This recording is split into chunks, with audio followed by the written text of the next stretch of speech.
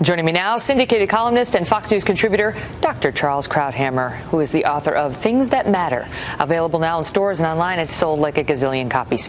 Charles, it's great to see you tonight. And so, good to be here. Donald Trump leading by the highest anybody has had in the entire race, and what he said there was, there is something happening there, and there is there not? He's stumping the pollsters and taking the voters along with him.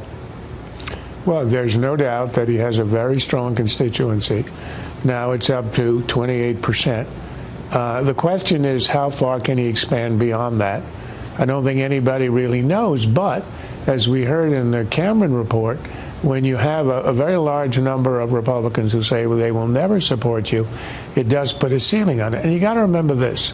There's a huge gap between where Trump is and where number two, that's Ben Carson, and then all the rest are in single digits.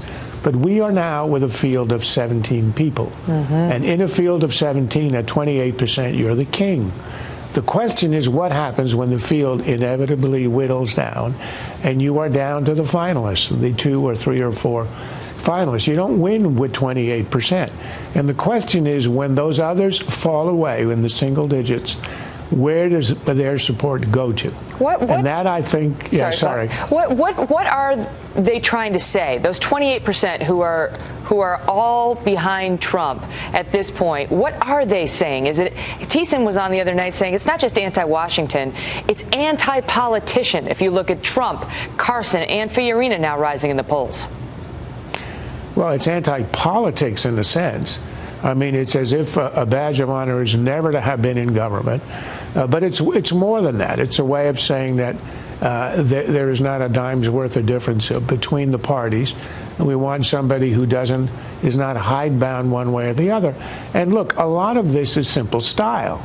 I mean, the one thing about Trump is he may not be a politician, but he's a very successful, extremely expert reality television star. He's not and boring. His campaign is the greatest reality television show ever done. Now, the question is, will that win you an election, and will it make you a good president?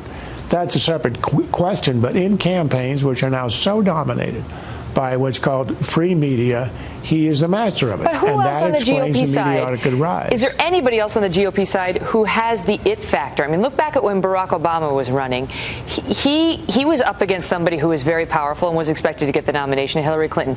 But Barack Obama had the it factor, whatever it is, to sort of penetrate the lens and connect with people. Is there anybody on the GOP side who has the potential to do that other than Donald Trump? Look, nobody can compete with him on the it factor.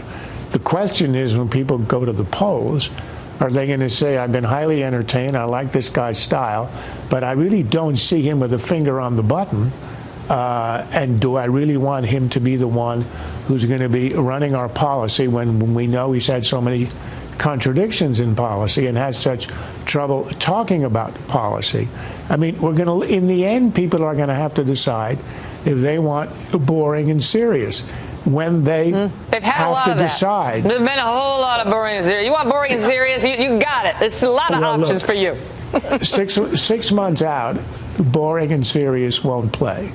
On the night of an election, I think serious, boring is going to work. But look, it isn't as if nobody else has any charisma at all. The image of the Republican voters going into the booth like, oh, boring and serious, number one, boring and serious, number two. Let me ask you about the positioning in the polls.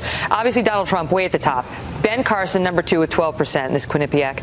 But the people who are down, Jeb Bush is down, Governor Walker is down, Rand Paul is down, Mike Huckabee is down, obviously Rick Perry, but he was down at the bottom. All those folks are down from the last time.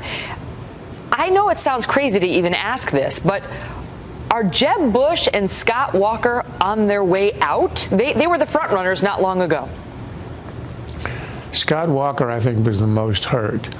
Bush, I think, has the infrastructure to hang in there. And in the end, I think he will be one of the strong finalists. But look, there's one number in the poll that I think people haven't remarked on, and that's favorability. And that is the key. As I said, in a campaign where the 17 candidates will inevitably end up at a very small number, that's the long-term predictor of where we're going to go with this. In other words, if your favorables are very high, you may be low today as the #1 choice.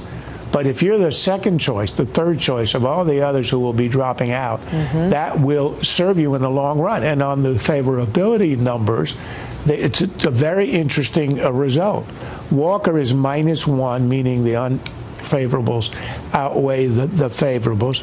Cruz -6, Rubio and Trump -12, Rubio +14.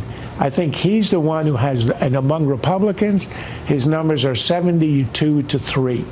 And I think that tells you he may be the last man standing. And he is not boring if you listen to him and if you take him seriously. He's not Trump. He ain't Trump, and nobody is Trump. No, that's for sure. Charles, it's great to see you. My pleasure.